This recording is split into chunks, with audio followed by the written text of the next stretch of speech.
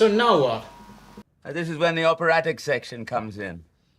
Ah, the operatic section, yeah.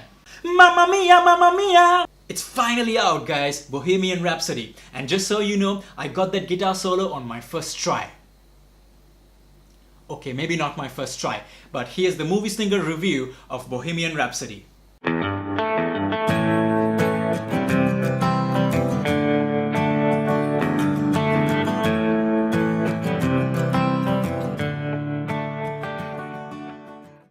Bohemian Rhapsody is directed by Bryan Singer, until he was fired. Anyway, Bohemian Rhapsody is a biopic about the British rock band Queen and its lead singer Freddie Mercury. The movie begins in 1970 with the formation of the band and covers the events and the drama leading up to the famous Live Aid performance of 1985. Now, I love Queen and I went into this movie as a fan, but the critic part of my brain was also working. I was simultaneously geeking out and finding faults. So let me just tell you guys my biggest issue with the movie and then get back to geeking out. The first act of the movie felt a little disjointed. It was like, here's a cool scene of the band members meeting for the first time. Here's another cool scene with them playing their first gig. Here's a scene where they start touring. The problem was that these scenes didn't have any connecting tissue. There was no flow. They were scenes, not a story. The dialogue in these early scenes felt very forced. Almost every single line of dialogue had a character dropping some important piece of info or fact about the history of the band. This felt like exposition. I want a story, not read off the Wikipedia page. Now with that out of the way, let me properly geek out. Rami Malek was amazing as Freddie Mercury. I was a little worried that I might notice the actor, but he disappeared into the role completely. He's got the mannerisms, the walk. Well, walk is not the right word. The strut of Freddie Mercury. He projected the right amount of confidence and charisma, but also the sweetness. A really great performance. I also enjoyed the story, especially after the lackluster first act. The real emotional core of this movie only appears around the time Freddie writes a song called Love of My Life, which he writes for his wife, Mary Austin. He loves his wife, but he's also starting to realize he's gay, and Freddie coming to terms with who he is and getting to the point of finally expressing all of these conflicting feelings to his wife is the second act. And while all this is going on, there's also the pressure of performing and recording new albums and dealing with the success of the band as well. Freddie starts throwing these lavish parties and getting into drugs. He's late for practice, the media doesn't care about the music anymore, all they want to know is Freddie's sexuality and who he's sleeping with, and all this stuff begins to interfere with the band's mojo and threatens to tear them apart. The band members all had distinct personalities, and some of the best moments in the movie are when these personalities clash. Sometimes it's cute to watch them bicker, and other times it gets very hurtful and uncomfortable to watch.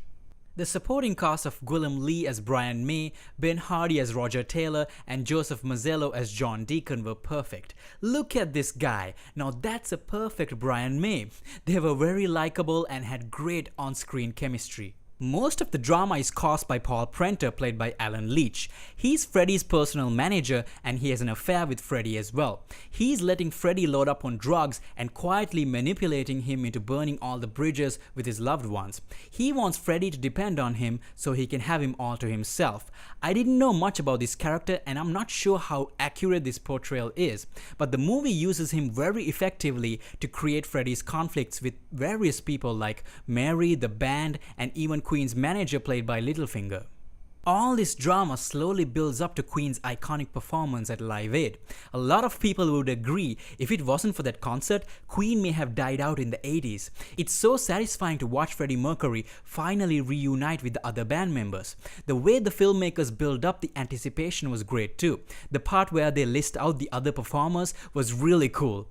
Led Zeppelin, Paul McCartney, The Who, Elton John, David Bowie, Bob Dylan, they all played at Live Aid, but it was Queen that stole the show. The final act is pretty much Queen's entire setlist at Live Aid. Is it a little self-indulgent? Yeah, but if you're a Queen fan, you really won't mind. This is without a doubt the highlight of the movie. They lovingly recreated the whole thing. Wembley Stadium, more than 70,000 screaming fans, and Queen's epic performance. Conclusion. I enjoyed Bohemian Rhapsody. It was a little lost in the beginning with the awkward scene transitions and dialogue, but thankfully found the way to its emotional core. It told the story of Freddie Mercury and Queen, and it did this with a lot of heart. Rami Malek gave a great performance, and the supporting cast, especially the band, did a good job too. One of my favorite scenes was where the band is recording Bohemian Rhapsody. It was fun to watch how the song came together, and the next bit where the band is trying to convince the record label to promote it. It brought out the spirit of Queen, their whole philosophy and how they approached their music, how they constantly wanted to reinvent themselves and explore different styles. The record executive is played by Mike Myers in a really funny but brief cameo role. I talked about how I loved the drama in this movie and how the conflicts were created, but I did have a minor gripe with how the conflicts were resolved. It felt too neat at times, like the part where Freddie reunites with the band, or the part where he goes with his partner to meet his parents and his father finally accepts him and gives him a nice hug. Now, I wasn't there and maybe this is what really happened, but it felt a little rushed, like they didn't want to leave any loose ends. Let's neatly wrap everything up before Live Aid. It was a reminder that I was watching a movie and it kinda took me out of the experience. So while Bohemian Rhapsody is an entertaining movie to watch, it doesn't quite reach its full potential. It doesn't reach the heights of other great biopics like the Johnny Cash movie or Danny Boyle's Steve Jobs movie. That being said, with all the drama surrounding the production of this movie, I'm surprised it actually turned out to be this good. If you're a Queen fan like me, you've probably already watched this in theaters on opening weekend. So my final verdict is for non-fans. If you're not a fan, go on YouTube right now and watch Queen's Live Aid performance. 21 minutes later, if you're still not a fan, and I don't know what the hell is wrong with you, wait for the Blu-ray or stream the movie online. If you are a fan, then go watch this movie in theaters right now. I'm definitely gonna watch it again. So there you have it. Have you watched Bohemian Rhapsody? What did you think about it? Leave your thoughts in the comments below and don't forget to like and subscribe. Movie Slinger out.